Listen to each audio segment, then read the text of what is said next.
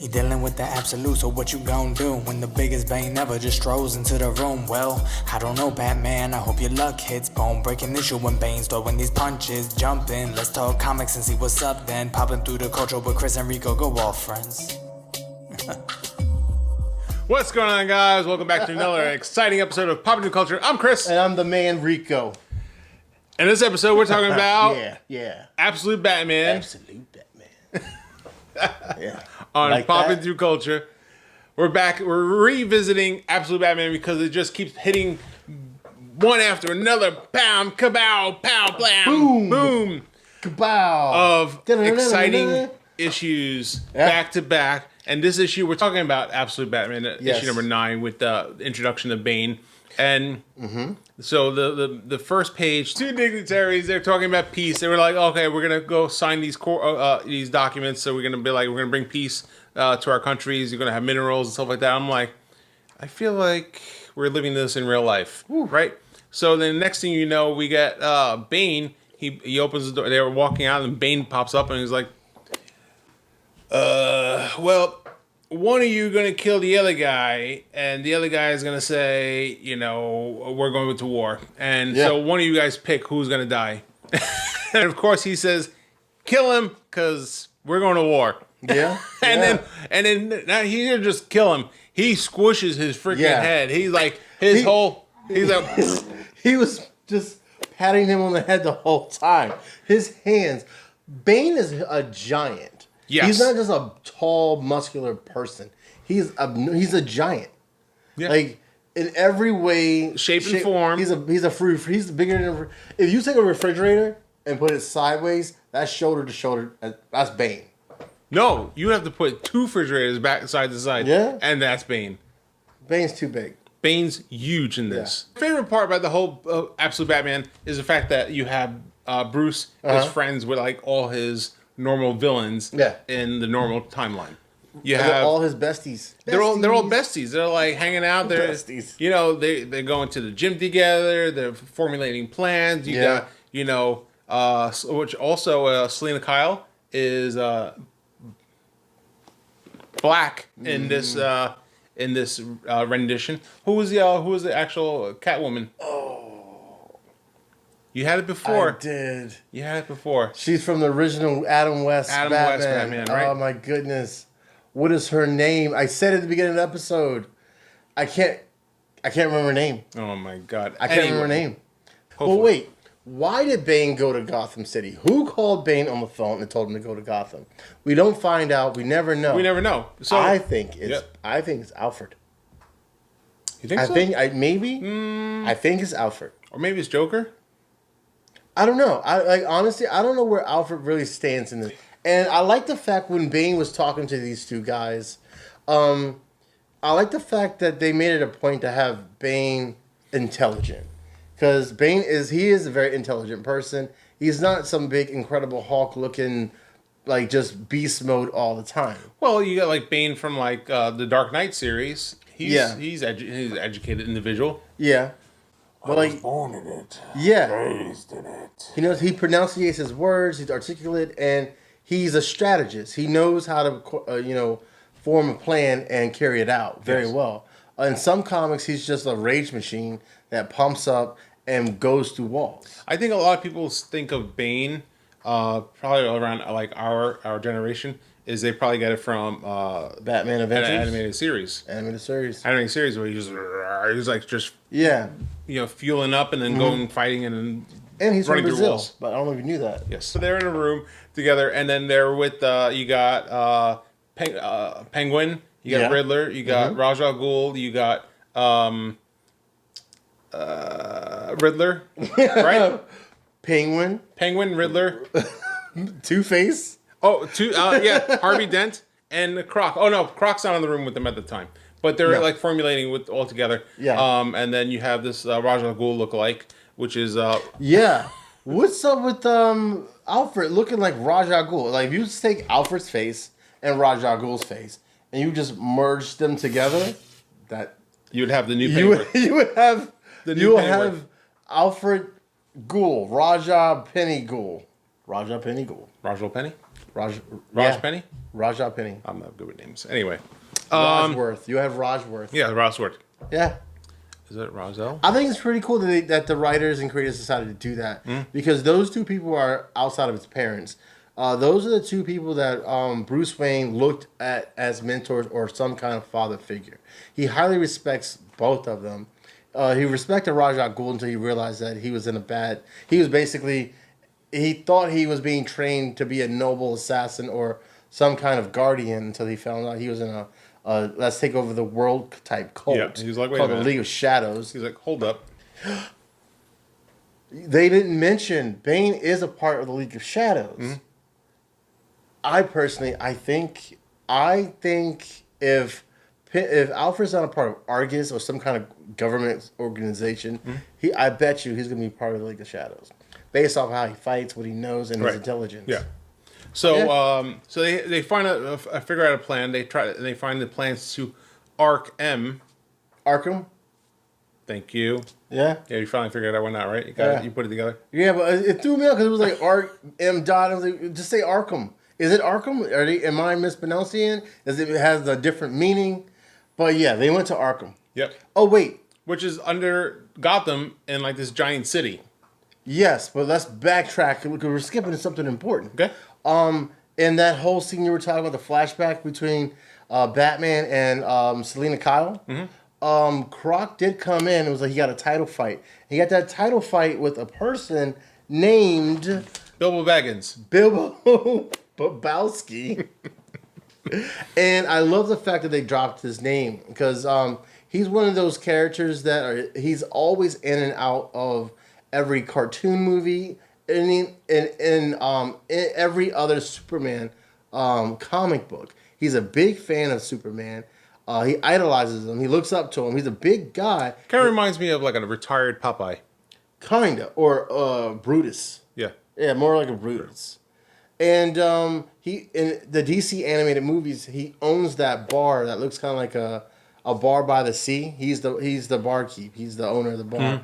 And I think it's awesome that they name dropped him in the comic book just to keep him relevant. That's really cool, you know. They get to Arkham and it's just a blacked out city, which threw me off. I'm sorry. We're gonna rate this and I'm gonna dull it down because of that.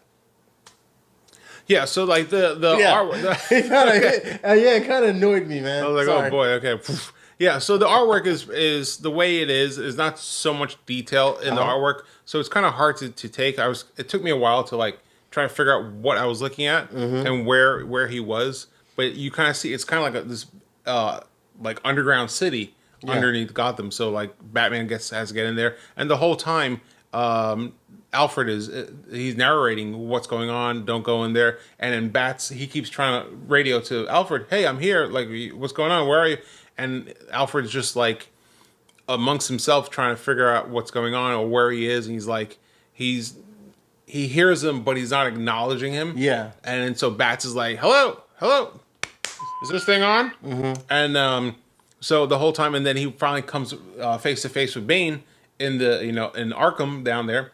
And he's like, okay, and they start fighting, right? And the cool part was, whereas Bane calls out different fighting techniques that Bats is throwing down, he calls out Muay Thai, Sukatan, and Savate, if I'm saying that right. Sorry if I'm butchering that one. So he's throwing out all these punches and maneuvers, and Bane's like, cool, and he just like freaking, he pressure points him, and he's like, He knocks out his one arm. He's like, oh, well, you got another arm. He's like, oh, okay, he knocks out that arm. He goes, cool. What are you going to do now? He goes, well, I still got legs. And then still got my legs. He gets down there. They're throwing blows, right? Yeah. And then one after another, Bane's like, boom, boom, boom. No. Like, counter, right? Counter. Right? And then and he's like, well, you're juicing up. Well, you going to fight me? Oh, you can do all this juicing. I bet you couldn't fight me if you weren't juiced. And Bane's like, this ain't juice. Watch this. Ooh. And he grows. Yeah. Bats is 7 feet tall. Yeah. Built like a brick house. He is. Easily 25, 30 feet. Yeah. If you look at the picture, side to side, when he's holding his head. He's holding it by his head. So if you compensate that in relationship to the moon, how it's crescenting over the sunlight, then you could probably approximate about 25, 30 feet. That's what I got. Yeah. See? I got, ding, 30 feet. 30 feet? Yeah. He like a house. Dude, he goes to... How does he dress? Big and tall. Big and tall, man. Big and tall all day long. Burlington Coat Factory. Not a sponsor. What was your takeaway from this episode, this issue? You have me doing it now. First, I want to put in this quick input. We got Barbara Gordon. I love the fact that she's in this story, but she's not Batgirl. She's a cop for the GCPD. About this series of Batman is everybody is rebooted and refreshed, and it's even though we're reading Batman, we're not reading the same ongoing Batmans that every volume of Batman is always the same. Every volume of Detective Comics is all the same. The Batman and Robins, it's all the same characters, same title, same position, same story. All right, Rico, let's wrap this episode up. What do you got? What do you give Absolute Batman number 9? Out of 5 of 5. I'm giving it a 5. No, I said I was going to dull it down because of Arkham. I'm going to give it a 4 because I just really would like to see, like, we were going into a new setting, to a new city, a hidden city, and I believe the writers and artists had an opportune time to show us a new environment, and they decided to black it out, which you also skipped.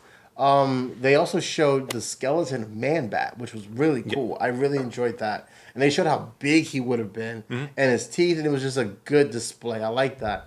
But, I would like to see what the rest of that city looked like. Even if it was just cobblestone and rubble. Show that, Don't just phone in a panel and black it out. And I feel like that's exactly what they did with splashes of white, of empty blue. space. It was blue. It was just empty space. So I'll have to give it a 4. Okay. Yeah. Absolute Series is a banger. This issue is a banger. The artwork is awesome. Where the story is going is crazy cool. The characters, the narrative, the subject matter. I'm liking it all. 100%. For sure. I too give it a 4. You know what that means? Double score up top. Double 4s for Absolute Batman issue number 9. Great issue. I definitely agree with Rico here. It's a banger of an issue. You get a lot of information. You got a lot of play around between all the characters. You get Pennyworth's action. You get a lot of action between all the characters. Mm-hmm. You get Absolute Bane, which is a beast. Yeah. And it's a great. I think my favorite part was seeing Batman be like, "Oh shit!" Yeah, that was awesome. I was like, when his eyes was like, "Oh, I fucked up." When he realized I'm not the biggest one in Gotham. When he realized he's like, at this moment, Bruce Wayne fucked up. Right? It reminds me of. So you must be wondering how I got here, right? Right up there, right? Yeah. Oh my goodness. So yeah, it was a great issue, great book. Yeah, I give it a 4. Solid issue. I'm looking forward to next issue to see how Bats gets out of the grip of Bane. He also mentions they're going to prep him for surgery, so I don't know what that means or how he's going to get out of the situation in his current predicament. Hopefully, Pennyworth wakes up and realizes like, oh, let me come actually help him instead of being dicking around like a freaking schlub or whatever. Anyway, schmuck. Anyway. But yeah, I think it was a great issue. I'm excited for issue number 10. That's coming out, in 2 weeks? 2 weeks, yes. 2 weeks, all right. Well, then we'll follow up on that, and we'll see how Bats gets out of this. Guys, if you guys like this episode of Pop Into Culture, please make sure you give us a like and subscribe if you're not already. Right there. Down below. And let us know what your thoughts are of Absolute Batman number 9, where they're going with this, how they're handling the characters, and the evolution of the new Bruce Wayne and Absolute Batman. Again, I'm Chris. And I'm Rico. And we are Popping Through Culture. And we'll see you guys next time. Later, guys. Peace. I can't wait for this to be edited. Oh my goodness. Have fun with that. Yeah. Yeah.